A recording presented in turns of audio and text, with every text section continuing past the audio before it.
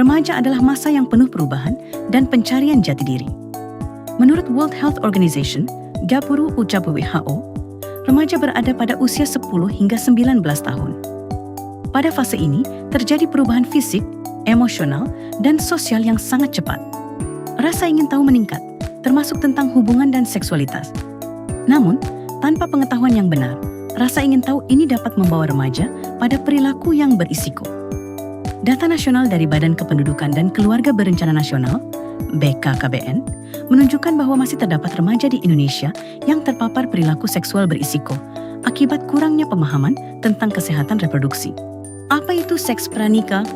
Seks pranikah adalah perilaku hubungan seksual yang dilakukan sebelum adanya ikatan pernikahan yang sah. Perilaku ini seringkali terjadi karena dorongan rasa ingin tahu, tekanan dari pasangan, atau pengaruh lingkungan sekitar. Banyak remaja menganggap hal ini sebagai bentuk kasih sayang, tanpa menyadari risiko yang dapat terjadi. Perilaku seks pranikah tidak selalu dimulai dari hubungan seksual secara langsung.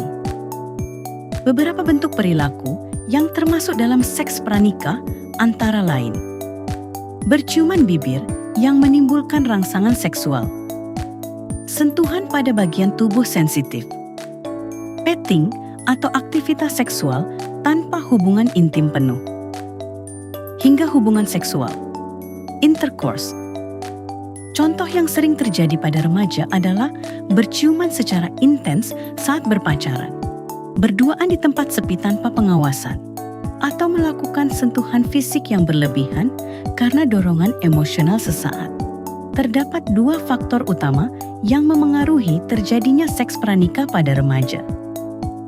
Faktor internal meliputi kurangnya pengetahuan tentang kesehatan reproduksi, lemahnya kontrol diri, dorongan biologis akibat perubahan hormon, rendahnya pemahaman nilai moral dan tanggung jawab.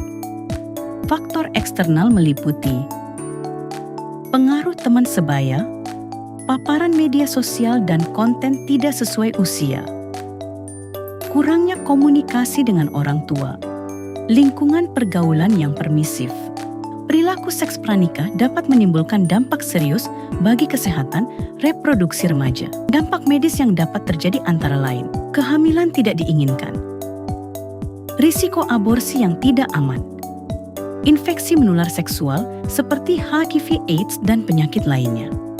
Selain dampak medis, terdapat pula dampak psikologis seperti rasa bersalah, kecemasan dan ketakutan, stres hingga depresi, menurunnya rasa percaya diri. Dampak sosial seperti putus sekolah dan terganggunya masa depan juga dapat terjadi. Keputusan sesaat dapat membawa konsekuensi jangka panjang. Peningkatan pengetahuan tentang seks pranikah dan kesehatan reproduksi sangat penting bagi remaja. Remaja yang memahami risiko akan lebih mampu mengendalikan diri dan membuat keputusan yang bertanggung jawab. Pengetahuan yang baik akan membantu remaja menghindari perilaku berisiko, menjaga kesehatan reproduksi, serta melindungi masa depan dan cita-cita mereka. Menjadi remaja adalah kesempatan untuk tumbuh dan meraih mimpi. Dengan pengetahuan yang benar, remaja dapat menjaga kesehatan reproduksinya dan menghindari perilaku yang merugikan masa depan. Karena masa depan yang cerah dimulai dari keputusan yang bijak hari ini.